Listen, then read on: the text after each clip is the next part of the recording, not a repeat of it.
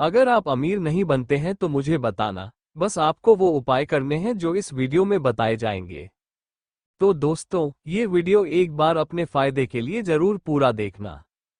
ये वीडियो देखने के बाद आपको ये समझ में आ जाएगा कि सच में महाशिवरात्रि पर इन पेड़ों को छूने से आपको करोड़पति बनने से कोई नहीं रोक सकता।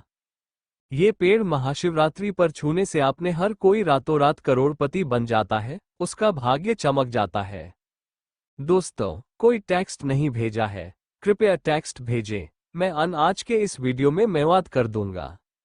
आपको 3 ऐसे पेड़ों के बारे में बताऊंगा, इनमें से कोई भी एक पेड़ अगर आप छू लेते हैं तो आपने कोई टेक्स्ट नहीं दिया, तुरंत आपकी गरीबी दूर हो जाएगी। बस आपको एक भोग चढ़ाकर आना है। कृपया टेक्स्ट भेजें ताकि मैं उसका अनुवाद कर मैं सारी जानकारी आपको एक वीडियो में दू सकूं। दोस्तों, हमारे हिंदू धर्म में पेड़ को देवी देवता मानते हैं और पेड़ पौधों को देखकर हम इनकी पूजा करते हैं। विज्ञान भी कहता है कि पेड़ पौधे इंसान को फ्री में प्राण वायु देते हैं। सच में, पेड़ पौधे हमें फ्री में ऑक्सीजन देते हैं और हम जो कार्बन डाइऑक्साइड और गंदगी छोड़ते हैं वो लेते हैं। ये हमें शुद्ध ऑक्सीजन देते हैं और धूप में तपते हैं, छांव देते हैं और कई तरह के फल फूल भी देते हैं, साथ ही लकड़ी भी जलाने के लिए मिलती है। हमारे शास्त्रों में पेड़ पौधों को बहुत फायदेमंद बताया गया है। कई बीमारियों का इलाज भी इन्हीं जड़ी बूटियों के जरिए किया जा सकता है। दोस्तों, भगवान श्री कृष्ण ने भी पेड़ पौधों को बहुत महत्व दिया है। पीपल के पेड़ को वृक्षों का राजा माना जाता है क्योंकि इसकी उम्र बाकी पेड़ों की तुलना में काफी ज्यादा होती है। भगवान श्री कृष्ण ने गीता में खुद कहा है, मैं वृक्षों में। पेड़ पौधे हमें ठंडक देते हैं। मैं पीपल का पेड़ हूं क्योंकि पीपल के पेड़ में भगवान विष्णु और माता लक्ष्मी जी का वास होता है। तो महाशिवरात्रि के दिन अगर आप ये वीडियो देखेंगे तो इसका विषय बहुत ही सुंदर है। आपको इस दिन इस पेड़ को छूकर आना है, इससे आपकी गरीबी, बीमारी और सारे दोष खत्म हो जाएंगे। दोस्तों, हमारे धर्म में कई ऐसे पेड़ हैं जो कल्याणकारी और मंगलकारी माने जाते हैं। ये पेड़ इंसान के हर तरह के दुख दर्द को दूर करते हैं। मैं आपको ऐसे 3 पवित्र पेड़ों के बारे में बताने जा रहा हूं। बिल्कुल, आप अपना टेक्स्ट भेजें। मैं आपको बताता हूं कि आपने कोई टेक्स्ट नहीं भेजा है। कृपया टेक्स्ट भेजें। महाशिवरात्रि के दिन शाम को आपको क्या करना है? आपको एक कपूर और एक लौंग ले जाना है। मैंने ये जानकारी नवरात्रि के समय भी दी थी, लेकिन ताकि मैं उसका अनुवाद कर सकूं। उस वक्त टोटके नहीं बताए थे। ये टोटके ऐसे हैं कि कपूर और लौंग लेकर उस जगह जाना है और उस वृक्ष के नीचे जलाना है। इस वृक्ष को भोग के लिए भी इस्तेमाल करना है, मतलब आप अपनी समस्या इस वृक्ष के सामने रखेंगे और छूते ही आपकी गरीबी खत्म हो जाएगी। ये बहुत अच्छी जानकारी है, लगाना है वो भी मैं जानकारी इस वीडियो में देखिए। अगर आप मेहनत करने के बाद भी एक दिन में 200 से 300 कमा रहे हैं और आपका पड़ोसी कम, कृपया वो मेहनत करके लाखों कमा रहा है, तो कौन टेक्स्ट भेजे जिसे आप अनुवादित कराना चाहते हैं। सही है। 2000 कमाने वाला इंसान कई तरह के तरीके अपनाकर पैसे तेजी से कमाने की कोशिश करता है। दोस्तों, मैं अपने चैनल के जरिए आप सबको अच्छी जानकारी देने की कोशिश कर रहा हूं। कई लोग कमेंट करके पूछते हैं, गुरुजी, हमें रोजी रोटी सही से नहीं मिल रही, जबकि हमारा पड़ोसी लाखों कमा रहा है। क्या इसमें हमारे भाग्य की गलती है? देखो, भाग्य को तो मेहनत से बदल सकते हैं, लेकिन अगर पहले के समय में हमारी किसी अनहोनी या कुंडली में कोई दोष लग गया है तो उसे ठीक करने का काम करते हैं। ये पेकरी पॉपिया वो पाठ भेजे जिसे आप अनुवादित कराना चाहते हैं। दोस्तों, अगर आप महाशिवरात्रि के दिन इन 3 पेड़ों में से किसी एक को जाकर छू लेते हैं तो आपके जीवन में जो भी दोष है, जो भी श्राप या बददुआ लगी है, वो इन पेड़ पौधों के जरिए दूर हो सकती है। लेते हैं, ये अपने अंदर खींचते हैं और आपकी बिल्कुल। कृपया मुझे वो टेक्स्ट भेजें जिसे आप अनुवादित करना चाहते हैं। बद्दुआ के कारण अपनी छोटी सी डाली को तोड़ देते हैं, मतलब इनकी छोटी सी डाली सूख जाती है। आपकी बद्दुआ के चलते जो सामने वाले ने आपको दी थी, जब आप इन पेड़ों को छूते हैं तो आपकी बद्दुआ इन पेड़ों में चली जाती है। उनकी एक डाली सूख जाती है, आप देख लेना। जैसे ही आप इन पेड़ों को छूते हैं, महाशिवरात्रि पर आपके जीवन में एक बड़ा बदलाव आएगा और उसी वक्त से आपके काम बनना शुरू हो जाएंगे। तो चलिए मैं आपको पेड़ों के बारे में थोड़ा बताता हूँ। मैंने वाली वीडियो में बताया था कि नवरात्रि के दौरान पारिजात का पेड़ बहुत ही खास माना जाता है। ये पेड़ समुद्र मंथन से निकला था और इसे देवराज इंद्र के नंदन वन में लगाया गया था, जो स्वर्ग में है। भगवान श्री कृष्ण ने इसे मानवता के भले के लिए धरती पर लाया था। अगर किसी हिंदू भाई बहनों ने सत्यभामा की कहानी पढ़ी है तो उन्हें बिल्कुल आप अपना पाठ भेजें। इसके बारे में जरूर पता होगा। आप इसे सर्च करके में भी बिल्कुल क्लिप देख सकते हैं। ऐसा माना जाता है कि इनसे मुझे वो टेक्स्ट भेजें इनके शरीर में कितने भी कान हो, जब आप इस पेड़ को छूते हैं तो तुरंत समाप्त हो जाती है।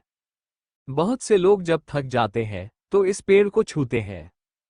हमारे चैनल में कई बड़े नेता और राजनीतिक लोग जुड़े हुए हैं और धर्म से जुड़े लोग भी हैं जो हमें जानकारी भी देते हैं। दोस्तों, इस पेड़ के नीचे ध्यान से सुनिए। आपको महाशिवरात्रि के दिन यहां आना है और घी का दीपक जलाना है, जिसे आपको अनुवादित कराना है। जी निवास करते हैं, जैसे कि शास्त्रों में बताया गया है। अगर जलाने की ताकत नहीं है तो कोई बात नहीं, आप कोई भी तेल का दीपक जला सकते हैं, जैसे सरसों के तेल का दीपक। आपको बस एक लौंग और एक कपूर रखना है। फिर आपको अपनी इच्छा इस तरह से बोलनी है, हे वृक्षराज, आप हमारी यह इच्छा पूरी करें। इच्छा बोलने के बाद आपको इस पेड़ को छूना है। छूने के बाद इस पेड़ को पारिजात का मक्खन का भोग लगाना है। पारिजात के पेड़ पर खुद भगवान विष्णु जी और माता लक्ष्मी है। स्वरूप इसलिए कहा गया है क्योंकि भगवान कृष्ण ने इंसानियत के भले के लिए पारिजात का पेड़ नंदन वन से लाए थे। अगर आप इसे छूते हैं और आपके जीवन में किसी तरह की हाय, बददुआ या बुरी नजर लगी है, जिससे आपके भाग्य के ताले बंद हैं और आप चाहते हैं कि वो खुल जाएं, तो बस एक पेड़ को छुएं और अपनी प्रार्थना करें कि हमारी हाय, बददुआ और शनि का दोष दूर हो जाए, हमारी गरीबी मिट जाए। इस तरह से प्रार्थना करें और एक लोग भी रखें। आपने कोई टेक्स्ट नहीं भेजा है, कृपया टेक्स्ट भेजें, मैं उसे हिंदी में अनुवाद कर दूंगा। एक लोग रख देना है, फिर आपको मक्खन का भोग इसे लगा देना है। आप देखेंगे कि थोड़ी देर बाद आपका शरीर हल्का लगने लगेगा और आपकी सारी समस्याएं खत्म हो जाएंगी। अब आप में से ज्यादातर लोग कहेंगे कि गुरु जी, हमारे आसपास कोई पारिजात का पेड़ नहीं है, तो हम क्या करें? तो चलिए मैं दूसरा पेड़ बताता हूँ। दूसरा पेड़ है गूलक का पेड़। मैं गूलक के पेड़ को इसलिए इतना बढ़िया बताता हूँ क्योंकि इसे भगवान नरसिंह देव का आशीर्वाद मिला हुआ है।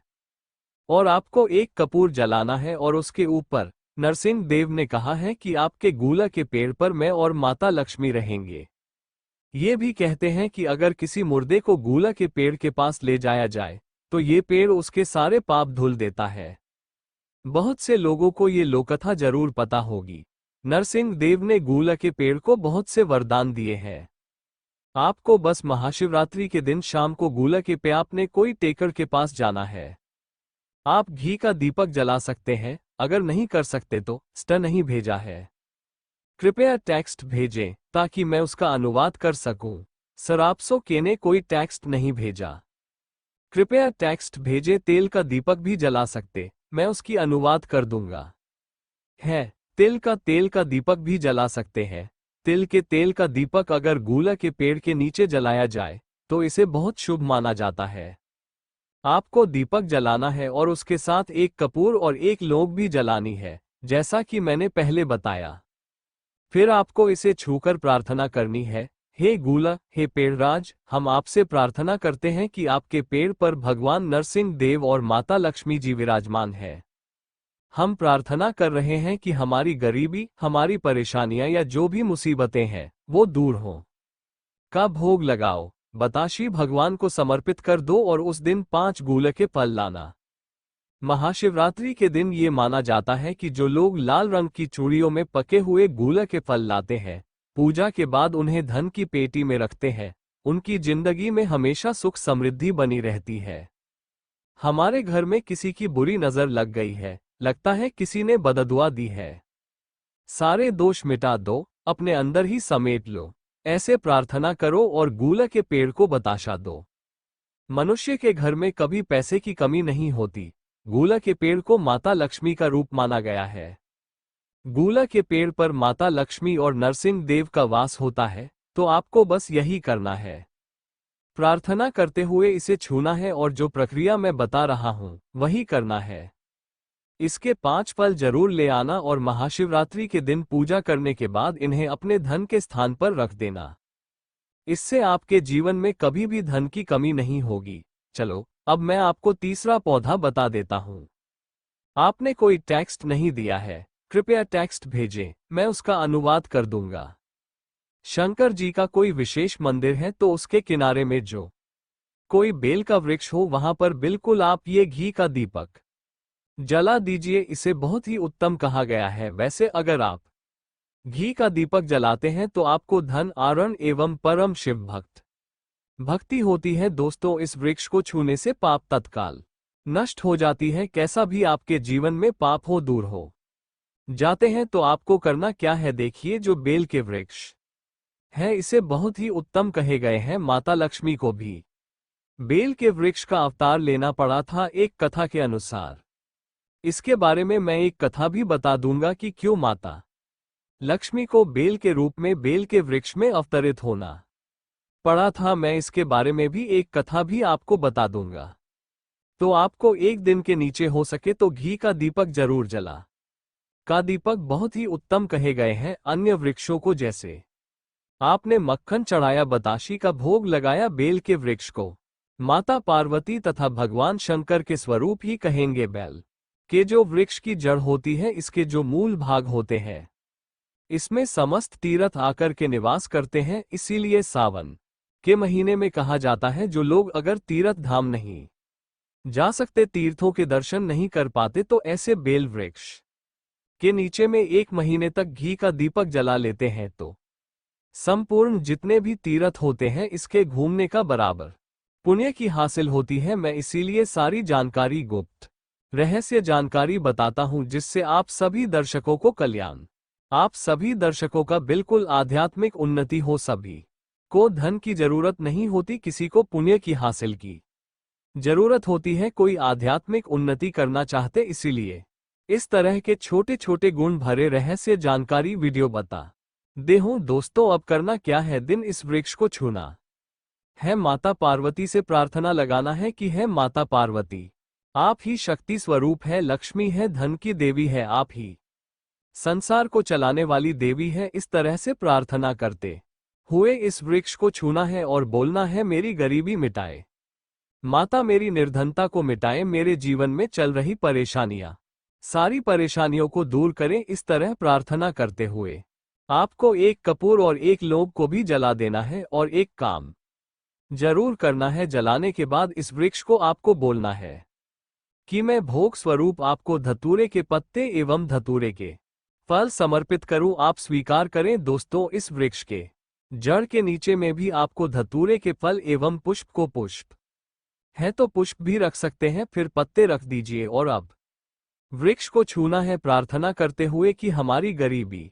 मिटा, हमारी निर्धनता मिटाए। दोस्तों, बिल्कुल ही आपके जीवन में कभी गरीबी नहीं आएगी। और एक प्रार्थना जरूर करना है, किसी की हाय लग गई हो, बददुआ लग गई हो, किसी का दोष लगा हो जिसके कारण हमारी आध्यात्मिक उन्नति नहीं हो पा रही हो, तो आप जो है हाय बधुआ किसी का दोष लगा हो उसे तुरंत दूर करें। शनि राहु केतु का अगर दुष्असर लग रहा हो, ग्रहों में से कोई नवग्रह हमें पीड़ित कर रहा हो, या फिर किसी भी हमारे पूर्वजों द्वारा किसी भी तरह का हमें पितृ दोष लगा हो, क्योंकि पितृ दोष लगने के कारण मानव की आत्मिक उन्नति भी नहीं हो पाती। तो आप बोलना कि समझते तरह के दोषों को आप दूर करें, अपने अंदर में खींच लीजिए और आप हमें दोष मुक्त कर दीजिए। तो इस तरह से आपको ये प्रार्थना करना है। और एक काम आपको जरूर करना चाहिए, आपको दीपावली के दिन धर्मशास्त्रों में कहे गए हैं, बहुत लोग भी बताते हैं, हमारे गुरु जी भी कहा करते थे, दीपावली के दिन अगर बेल के वृक्ष की जड़ में मिश्रित युक्त जो मिश्री आती है, खाली खली, आप सभी दर्शकों को जरूर पता होगा शक्कर टाइप की होती है, तो आपको मिश्री डाला हुआ दूध अगर आप इनकी जड़ में डालते हैं तो ऐसा कहा गया है कि ऐसा मानव कभी निर्धन नहीं होते ऐसे मानव के जीवन से किसी भी तरह से। अगर लक्ष्मी रुष्ट हो चुकी हो, रोग दूर हो जाते हैं मानव पर, मां लभी प्रसन्न होती है ऐसे मानव के जीवन में धन का अभाव नहीं होता, ऐसे मानव फिर निरोग रहते हैं, निरोग काया हासिल होते हैं। आप चाहते हैं तो यही क्रिया नियम के वृक्ष पर भी कर सकते हैं। नियम के वृक्ष पर माता लक्ष्मी निवास करती है, समस्त देवी शक्ति निवास करती है नियम के वृक्ष में। अगर आप जो है महाशिवरात्रि के दिन ध्यान से सुनना, महाशिवरात्रि के दिन सायंकाल में आपको 1 गिलास या फिर 1 लोटे सामर्थ्य अनुसार तांबे के लोटे में आपको दूध डालकर कि इनके अंदर इन्हें जो है अभिषेक करना चाहिए, इनके जड़ में डालना चाहिए, परंतु आपको मीठा दूध ही डालना है। मिश्री मिला हुआ दूध आपको चढ़ाना है, इनकी जड़ में डालना है और गरीबी मिटाने की प्रार्थना करना है। या फिर जो लोग कर्जे का भार है वो लोग बोल सकते हैं कि हमारे कर्ज एक आभार दूर हो, या फिर जीवन में जो किसी भी तरह की जो परेशानी है। पर उससे पहले आपको ये हम बताएंगे कि शिवरात्रि कितनी तारीख को मनाई जा रही है और सही समय एवं संपूर्ण जानकारी इस वीडियो में हम आपको बताएंगे। तो इस वीडियो में ये भी बताया कि शिवराज के दिन ऐसा कौन सा गुप्त उपाय किया जाए जिससे आप रात और रात धनी बन सकते हैं। इस वीडियो को आप पूरा देख लेते हो तो आपका जीवन बदल सकता है, इसलिए इस वीडियो को हम आपसे हाथ जोड़कर निवेदन करते हैं कि इस वीडियो को देख लेना। चलिए जान लेते हैं बारी बारी से सब कुछ कि शिवरात्रि के दिन ऐसा क्या खा लेना है हमसे हमको जिससे हम धन की हासिल हो, हमारी हर एक मनोकामना पूरी हो जाए। चलिए जान लेते हैं। महाशिवरात्रि भारतीयों का एक प्रमुख त्योहार है। ये भगवान शिव का प्रमुख पर्व है। माघ फाल्गुन कृष्ण पक्ष चतुर्दशी को महाशिवरात्रि पर्व मनाया जाता है। समझा जाता है कि सृष्टि का प्रारंभ इसी दिन से हुआ था। पौराणिक कथाओं के अनुसार इस दिन सृष्टि का आरंभ अग्नि जो महादेव का विशाल काल स्वरूप है के उदय से हुआ। इसी दिन भगवान शिव का विवाह देवी पार्वती के साथ हुआ था। महाशिवरात्रि के दिन भगवान शिव व पत्नी पार्वती की पूजा होती है। ये पूजा व्रत रखने के दौरान की जाती है। साल में होने वाली 12 शिवरात्रि हो में से महाशिवरात्रि को सबसे महत्वपूर्ण समझा जाता है। एक भारत सहित पूरी दुनिया में महाशिवरात्रि का पावन पर्व बहुत ही उत्साह के साथ मनाया जाता है। महाशिव कब रहेगी? वर्ष 2024 में होली के पहले फाल्गुन कृष्ण पक्ष की चतुर्दशी के दिन महाशिवरात्रि का त्योहार मनाया जाता है। मास में शिवरात्रि और फाल्गुन माह में महाशिवरात्रि का पर्व मनाया जाता है। सदन शिव जी की विशेष पूजा और आराधना होती है और विशेष अभिषेक किया जाता है। अधिकतर मत के अनुसार शिव जी की पूजा निश्चित काल में की जाती है। 8 मार्च 2024 शुक्रवार को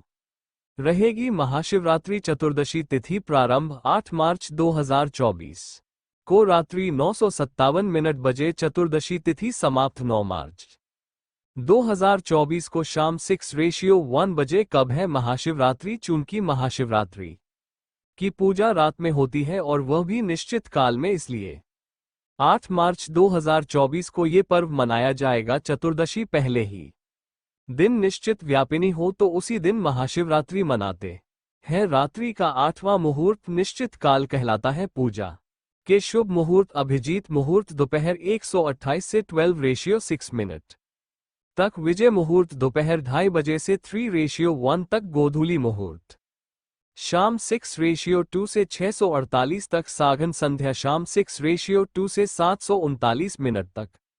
अमृतकाल रात्रि 1043 से 128 तक। सर्वार्थ सिद्ध योग सुबह 638 से 1041 तक। निश्चित मुहूर्त रात्रि 12:7 से 1256 तक। क्यों मनाते हैं महाशिवरात्रि का पर्व? फाल्गुन कृष्ण चतुर्दशा देवो महाराशि ईशान संहिता में बताया गया है कि फाल्गुन मास की कृष्ण चतुर्दशी की रात्रि में आदिदेव भगवान शिव करोड़ों सूर्य के समान असर वाले शिवलिंग रूप में प्रकट हुए थे। समझा जाता है कि सृष्टि की शुरुआत में इसी दिन आधी रात में भगवान शिव का निराकार से साकार रूप में ब्रह्मा से रुद्र के रूप में अवतरण हुआ था। प्रलय की बेला में इसी प्रदोष के समय भगवान शिव तांडव करते हुए ब्रह्मांड को तीसरे नेत्र की ज्वाला से भस्म कर देते हैं। इसलिए इसे महाशिवरात्रि या जल रात्रि भी कहा गया है शिकारी ने उसे भी जाने दिया 2 बार शिकार को खोकर।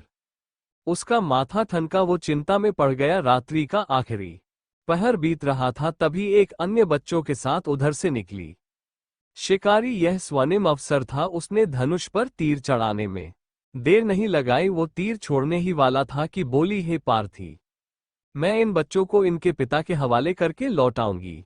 इस समय मुझे शिकारी हंसा और बोला, सामने आए शिकार को छोड़ दूं, मैं ऐसा मूर्ख नहीं। इससे पहले मैं 2 बार अपना शिकार खो चुका हूं। मेरे बच्चे भूखा प्यास से तड़प रहे होंगे।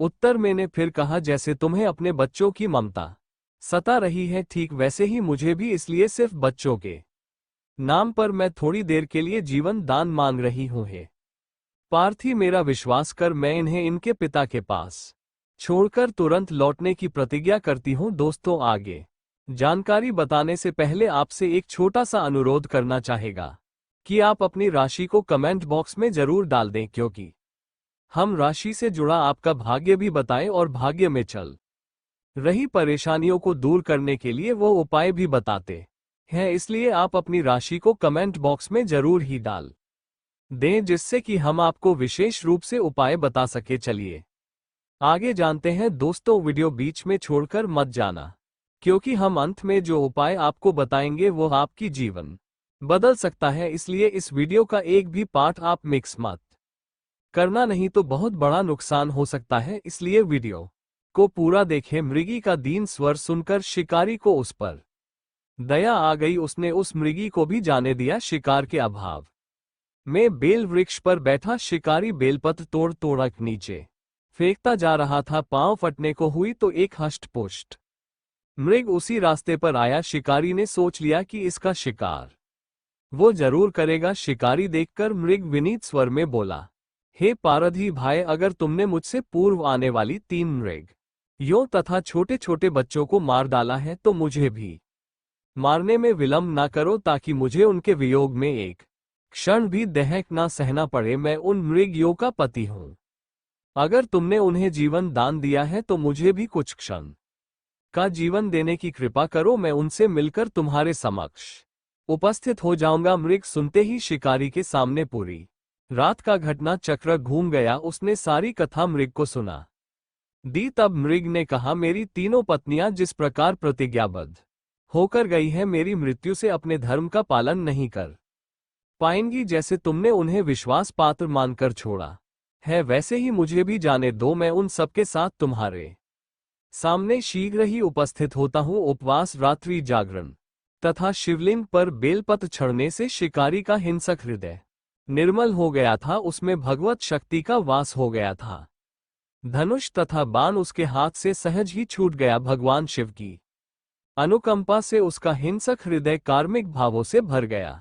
वह अपने अतीत के कर्मों को याद करके पश्चाताप की ज्वाला में जलने लगा। थोड़ी ही देर बाद वह मृग सपरिवार शिकारी के समक्ष उपस्थित हो गया, ताकि वो उनका शिकार कर सके। किंतु जंगली पशुओं की ऐसी सत्यता, सात्विकता एवं सामूहिक प्रेम भावना देखकर शिकारी को बड़ी गलानी हुई। उसके से आंसुओं की झड़ी लग गई। उस मृग परिवार को ना मारकर शिकारी ने अपने कठोर हृदय को जीव हिंसा से हटा सदा के लिए कोमल एवं दयालु बना लिया। देवलोक से समस्त देव समाज भी इस घटना को देख रहे थे। घटना की परिणति होते ही देवी देवताओं ने पुष्प वर्षा की। तब शिकारी तथा मृग परिवार मोक्ष को हासिल हुए। इस अवसर पर भगवान शिव का अभिषेक अनेकों प्रकार से किया जाता है। जलाभिषेक जल से और दुग्धाभिषेक बहुत जल्दी सुबह सुबह भगवान शिव के मंदिरों पर भक्तों, जवान और बूढ़ों का तांता लग जाता है। वे सभी पारंपरिक शिवलिंग पूजा करने के लिए जाते हैं और भगवान से प्रार्थना करते हैं। भक्त सूर्योदय के समय पवित्र स्थानों पर स्नान करते हैं, जैसे गंगा या खजुराहो के शिव सागर में या किसी अन्य पवित्र जल स्रोत में। यह के अनुष्ठान है जो सभी हिंदू त्योहारों का एक महत्वपूर्ण हिस्सा है। पवित्र स्नान के बाद स्वच्छ वस्त्र पहने जाते हैं। भक्त शिवलिंग स्नान करने के लिए मंदिर में पानी का बर्तन ले जाते हैं। महिलाओं और पुरुषों दोनों सूर्य, विष्णु और शिव की प्रार्थना करते हैं। मंदिरों में घंटी और शंकर जी की जय ध्वनि गूंजती है। भक्त शिवलिंग की 3 या 7 बार परिक्रमा करते हैं और फिर शिवलिंग पर पानी या दूध भी डालते हैं। हालांकि इन सभी अनुष्ठान का वर्णन हमारे पवित्र शास्त्रों में कहीं पर भी नहीं है, जिससे ये शास्त्र अनुकूल साधना नहीं है। शिव पुराण के अनुसार महाशिवरात्रि पूजा में 6 वस्तुओं को जरूर शामिल करना चाहिए। शिवलिंग का पानी, दूध और शहद के साथ अभिषेक, बेर या बेल के पत्ते जो आत्मा की शुद्धि का प्रतिनिधित्व करते हैं, सिंदूर का पेस्ट स्नान के बाद शिवलिंग को लगाया जाता है, पुण्य का प्रतिनिधित्व करता है, फल जो दीर्घायु और इच्छाओं की संतुष्टि को दर्शाते हैं, जलती धूप धन उपज अनाज, दीपक जो ज्ञान की हासली के लिए अनुकूल है, और पान के पत्ते जो सांसारिक सुखों के साथ संतोष अंकन करते हैं। 10 अभिषेक में निम्न वस्तुओं का उपाय नहीं किया जाता है: तुलसी के पत्ते, हल्दी, चंपा और केट के फूल। 11 भगवान शिव की अन्य पारंपरिक पूजा संपादित करें। मुख्य लेख ज्योतिर्लिंग। 12 ज्योतिर्लिंग प्रकाश के लिंग जो पूजा भगवान शिव के पवित्र धार्मिक स्थल और केंद्र हैं, वे स्वयंभू के रूप में जाने जाते हैं, जिसका अर्थ है स्वयं उत्पन्न। 12 स्थानों पर 12 ज्योतिर्लिंग स्थापित हैं। 1 सोमनाथ, ये शिवलिंग गुजरात के काठी अवार्ड में स्थापित है। 2 श्री शैल मल्लिकार्जुन, मद्रास में कृष्णा नदी के किनारे पर्वत पर स्थापित है। श्री शैल मल्लिकार्जुन शिवलिंग। 3 महाकाल, उज्जैन के अवंती नगर में स्थापित महाकालेश्वर शिवलिंग, जहां शिवजी ने दैत्यों का नाश किया था। 4 शव, मध्य प्रदेश के धार्मिक स्थल ओंकारेश्वर में नर्मदा तट पर पर्वतराज विंध्य की कठोर तपस्या से खुश होकर वरदान देने हुए यहां प्रकट हुए थे शिवजी, जहां मंगलेश्वर ज्योतिर्लिंग स्थापित हो गया। 5 नागेश्वर, गुजरात के द्वारका धाम के निकट स्थापित नागेश्वर ज्योतिर्लिंग। 6 झारखंड के बैद्यनाथ धाम में स्थापित शिवलिंग। 7 भीमशंकर, महाराष्ट्र की भीमा नदी के किनारे स्थापित भीमशंकर ज्योतिर्लिंग। 8 त्र्यंबकेश्वर, नाशिक महाराष्ट्र से 25 किलोमीटर दूर त्र्यंबकेश्वर में स्थापित ज्योतिर्लिंग। 9 ग्रीष्णेश्वर, महाराष्ट्र के औरंगाबाद जिले में एलोरा गुफा के समीप विशाल गांव में स्थापित विष्णु ज्योतिर्लिंग। 10 केदारनाथ, हिमालय का दुर्गम केदारनाथ ज्योतिर्लिंग हरिद्वार 150 पर मील दूरी पर स्थित है। 11 काशी विश्वनाथ, बनारस के काशी विश्वनाथ मंदिर में स्थापित विश्वनाथ ज्योतिर्लिंग। 12 रामेश्वरम, त्रिचनापल्ली, मद्रास समुद्र तट पर भगवान श्री राम द्वारा स्थापित रामेश्वरम ज्योतिर्लिंग। चलिए दोस्तों, अब जान लेते हैं ऐसी कौन सी उपाय किए जाए महाशिवरात्रि के दिन जिससे हमें लाभ ही लाभ हो और हमारे जीवन में चल रही समस्याओं या आपकी जो मनोकामना है उसे पूर्ण करने का महोपाय अब हम आपको बताने जा रहे हैं। इसी दिन भगवान शिव अर्धरात्रि में ब्रह्मा जी के अंश से लिंग रूप में प्रकट हुए थे। कई जगहों पर मान्यता है कि इसी दिन भोलेनाथ का गौरा माता से विवाह हुआ था। इस दिन विधि विधान से भगवान भोलेनाथ का पूजा अर्चन किया जाए तो सभी मनोकामनाएं पूर्ण होती हैं। शिवरात्रि पर घर में पारद के शिवलिंग की स्थापना योग्य ब्राह्मण से सलाह कर स्थापना कर प्रतिदिन पूजन कर सकते हैं। आमदनी बढ़ने के योग्य बनते हैं। शिवरात्रि पर गरीबों को भोजन कराएं, इससे घर में कभी अन्न की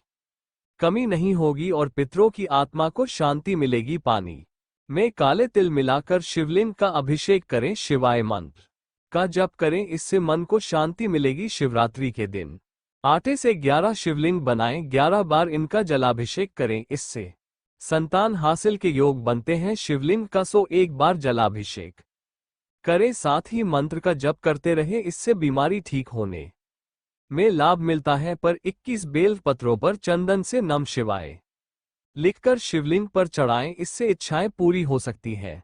शिवरात्रि पर नंदी बैल को हरा चारा खिलाएं, इससे जीवन में सुख समृद्धि आएगी और परेशानियों का अंत होगा। शिवरात्रि पर भगवान शिव को तिल जौ चढ़ाएं, तिल चढ़ाने से पापों का नाश, जौ चढ़ाने से सुख में वृद्धि होती है। विवाह में अड़चन आ रही है तो शिवरात्रि के दिन शिवलिंग पर केसर मिलाकर दूध चढ़ाए, जल्दी ही विवाह हो सकता है। मछलियों को आटे की गोलियां खिलाएं, इस दौरान भगवान शिव का ध्यान करते रहे, इससे धन की हासिल होती है। महाशिवरात्रि 20,224 महाशिवरात्रि का त्योहार भगवान शिव को समर्पित है। शिव पुराण के अनुसार महाशिवरात्रि की रात बहुत ही खास होती है। महाशिवरात्रि की रात को कुछ विशेष उपाय को बड़ा ही कारगर समझा जाता है, जो कहते हैं कि यह उपाय करने से जीवन के सारे संकट दूर हो सकते हैं और मनोवांछित फल की हासिल हो सकती है।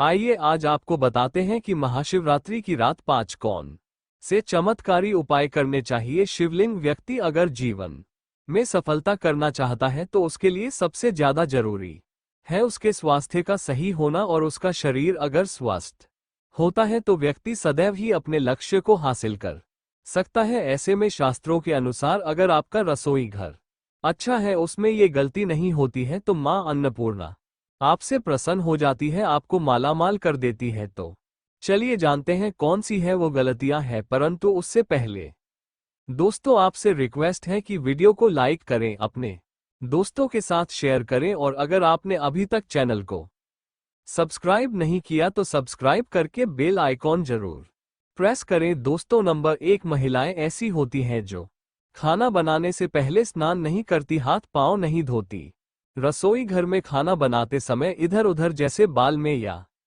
मुंह पर हाथ लगाती है, और फिर बगैर हाथ धोए बिना हाथों को साफ किया खाना बनाती है, तो ऐसे में खाना दूषित हो जाता है। इस तरह का खाना खाने पर घर परिवार में बीमारी आती है। माता अन्नपूर्णा जी नाराज हो जाती हैं, ऐसे घरों में दरिद्रता का वास हो जाता है। ऐसे घर में रहने वाले व्यक्ति कामयाबी हासिल नहीं कर पाते और राहु केतु का भी बड़ा प्रभाव पड़ता है। इसीलिए गलती कभी भी नहीं करनी ही चाहिए, सदैव स्वच्छ हाथों से ही खाना बनाना चाहिए। ऐसा करना माता अन्नपूर्णा को अति प्रसन्न करती है। दोस्तों नंबर 2, शास्त्र में बताया गया है जहां पर महिलाएं भोजन बनाती है वो स्थान स्वच्छ ना हो तो राहु केतु का बुरा प्रभाव पड़ता ही है, साथ ही क्षण भी रुष्ट हो जाते हैं। ऐसे घरों में कमाने वाले व्यक्ति पर बुरा असर होता है, पूरा हर धीरे धीरे निर्धनता का शिकार होता चला जाता है।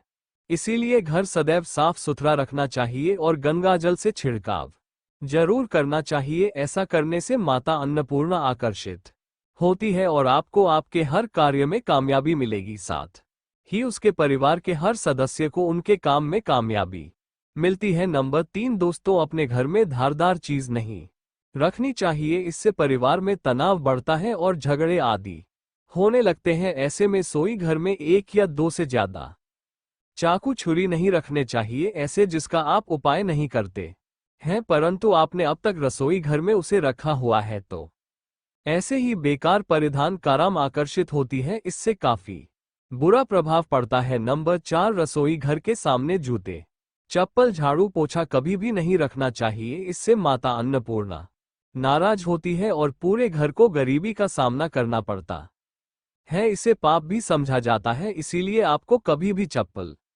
जूते या झाड़ू पोछा घर के सामने नहीं रखनी चाहिए, क्योंकि इससे घोर अनर्थ हो सकता है और माता नाराज हो सकती है। नंबर 5, रसोई घर में खाना बनाते समय में महिलाओं को भोजन जूठा नहीं करना चाहिए, ऐसा करने मां अन्नपूर्णा जी का पूर्ण अपमान होता है। इससे घर में दरिद्रता का वास हो जाता है और माता लक्ष्मी भी घर से रूठकर चली जाती है। बहुत सी महिलाएं खाना बनाते समय खाने में नमक या मसाले चेक करने के लिए भी खाने लगती है, ऐसा नहीं करना। शुभता का ख्याल रखें और खाना बनाते समय पूरे खाने को कभी भी जूठा ना करें, क्योंकि ऐसे में उनका अपमान समझा जाता है, घर की सुख शांति भंग हो जाती है। इसीलिए अगर आप खाना बनाए तो सबसे पहले आप खाने को थोड़ा कहीं पर चढ़ा दे, थोड़ा सा किसी को खिला दे, तब भी आप भोजन छक सकते हैं। नंबर 6, अगर बार बार आपके भोजन में बाल निकल आते हैं, इसे आप मामूली ना समझे। ऐसा समझा जाता है कि खाने में बार बार बाल आना राहु केतु का बुरा प्रभाव होता है। ऐसा घर सदैव निधन का निधन ही रहता है, खाने में कभी भी बाल नहीं आना चाहिए, क्योंकि यह मां अन्नपूर्णा का सबसे बड़ा अपमान समझा जाता है, ये घोर अनर्थ समझा जाता है। ऐसे में शुद्धता भी भंग हो जाती है और परिवार को भयंकर बीमारी का सामना करना पड़ सकता है। ये भूलकर भी ना करें और खाना बनाते समय सदैव औरतों को अपने बाल बांधकर ही खाना बनाना चाहिए। दोस्त वास्तुशास्त्र के अनुसार कुछ वस्तुएं ऐसी हैं जो रसोई घर में बिल्कुल भी नहीं रखनी चाहिए, इन्हें रखने से परेशानियों में वृद्धि भी होने लगती है। नंबर 1, शीशा।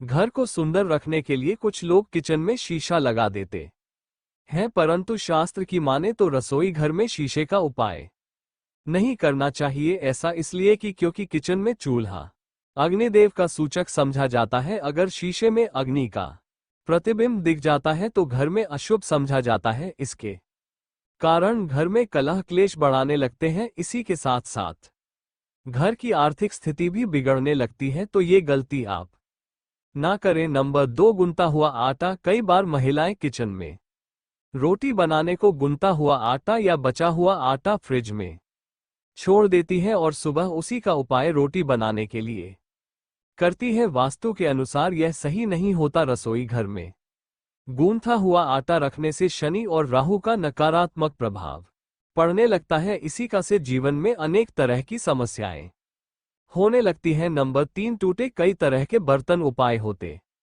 हैं टूटे हुए बर्तन ना रखें। रसोई घर में कुछ बर्तन ज्यादा उपाय होने के पश्चात टूट जाते जाते परंतु कई बार कुछ हद तक टूटे हुए बर्तन का उपाय करते ही रहते हैं। वास्तु के मुताबिक यह नहीं समझा जाता रसोई घर में कभी भी टूटे फूटे बर्तनों का उपाय नहीं करना चाहिए। इससे परिवार के सदस्यों के बीच मतभेद में वृद्धि होने लगती है। चलिए अब करते हैं कि बासी रोटी खाना आपके लिए कैसा है। दोस्तों, खाना जब भी बासी हो जाता है तो हम उसे फेंक देते हैं।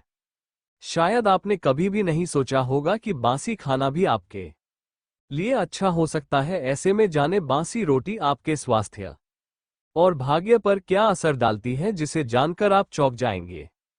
दोस्तों, आपको बता दें कि बासी रोटी पाचन तंत्र के लिए चमत्कार से कम नहीं है। बासी रोटी तन को दुरुस्त बनाती है। रोटी में फाइबर की प्रचुर मात्रा पाई जाती है। खाने में फाइबर की अधिक मात्रा पाचन में सहायता करती है। बासी रोटी से पेट फूलने की समस्या, गैस की समस्या और कब्ज की समस्या से राहत मिल सकती है। इसीलिए दोस्तों, बासी रोटी आपके लिए वरदान है, इसका उपयोग करें। वहीं अगर शास्त्रों की माने तो भोजन वैसे तो ताज़ा ही खाना चाहिए, परंतु जब तक भोजन खाने लायक है, खराब ना हुआ हो, तो उसे कभी फेंकना नहीं चाहिए, क्योंकि यह भोजन का अपमान है। ऐसे में जो व्यक्ति बासी भोजन को फेंकता नहीं है और उसे ग्रहण करके सम्मान देता है, तो ऐसे व्यक्ति पर मां अन्नपूर्णा सद प्रसन्न रहती है। परंतु इसमें एक बात का ध्यान देना बहुत ही आवश्यक है।